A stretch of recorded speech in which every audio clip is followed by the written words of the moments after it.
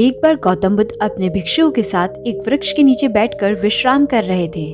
उस वृक्ष की छांव में बुद्ध अपने भिक्षुओं की जिज्ञासा को दूर कर रहे थे। बुद्ध के सभी भिक्षु एक एक करके उनसे प्रश्न पूछ रहे थे और गौतम बुद्ध उन सभी प्रश्न का उत्तर दे रहे थे। बुद्ध के उन भिक्षुओं में कुछ ऐसे भिक्षु भी थे जो कुछ समय पहले ही संघ से जुड़े हुए थे, जिसके कारण अभी उनके भीतर वह समझ पैदा नहीं हुई थी जिससे कि वो गौतम बुद्ध के प्रवचनों को समझ सके।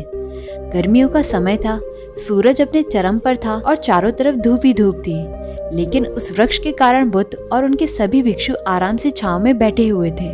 इतने में ही गौतम बुद्ध की एक भिक्षु की नजर एक बूढ़े व्यक्ति पर पड़ती है जो उस वृक्ष के पास से ही गुजर रहा था। वह भिक्षु उस बूढ़े व्यक्ति को देखकर अचानक से ही हंसने लगता है। उस बूढ़े व्यक्ति की उम्र बहुत ज्यादा थी, जिसके कारण उसकी कमर मुड़ गई थी। उस बूढ़े व्यक्ति के हाथ में एक डंडा था, जिसका सहारा लेकर वो व्यक्ति अपनी मंजिल तक पहुंचने का प्रयास कर रहा था।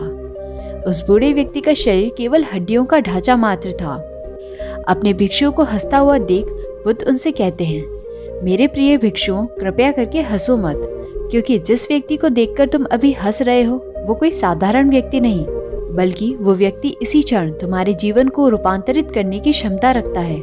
जो आज तक मैं तुम्हें सिखा नहीं पाया वह यह बूढ़ा व्यक्ति तुम्हें सिखा रहा है। इसके द्वारा दी गई सीख को बेकार न करो।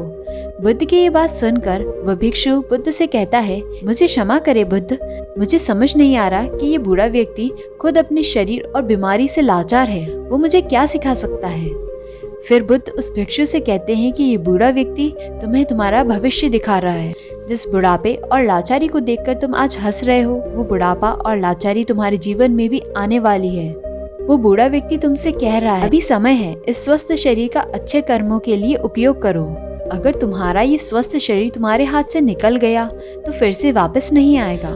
तो अभी तुम्हारा ये शरीर सही से काम कर रहा है, जैसे कि तुम्हारे हाथ, पैर, आँख, कान और ये सभी चीजें सही से काम कर रही है। क्या ये छोटी बात है और क्या तुम इसे मामूली बात समझ रहे हो? ये घटना कोई साधारण घटना नहीं, जो तुम्हारे साथ अभी घटी ये घटना तुम्हारा जीवन बदलने की क्षमता रखती है। ठीक इसी प्रकार की घटना ने भी मेरा जीवन बदला था और इस तरह की घटना के कारण ही मैं आज बुद्ध हूँ। फिर वो भिक्षु बुद्ध से कहता है, क्षमा करे बुद्ध, परंतु मेरे मन में ये विचार नहीं आया कि मैं उस बूढ़े व्यक्ति से कुछ सीख सकता हूँ। उसे देखकर केवल मुझे हंसी आ गई। बुद्ध कहते हैं, ऐसा इसलिए हुआ क्योंकि तुम्हें अपने भीतर कहीं ना कहीं लगता है जिस स्थिति में आज वो बूढ़ा व्यक्ति है उस स्थिति में तुम कभी नहीं आओगे। जिस बुढ़ापे और लाचारी का सामना आज वो बूढ़ा व्यक्ति कर रहा है, तुम्हें लगता है कि उसका सामना तुम्हें नहीं करना पड़ेगा, इसलिए तुम उस बूढ़े व्यक्ति को देखकर हंस रहे हो। तुमने सच्चाई को नजरअंदाज कर दिया।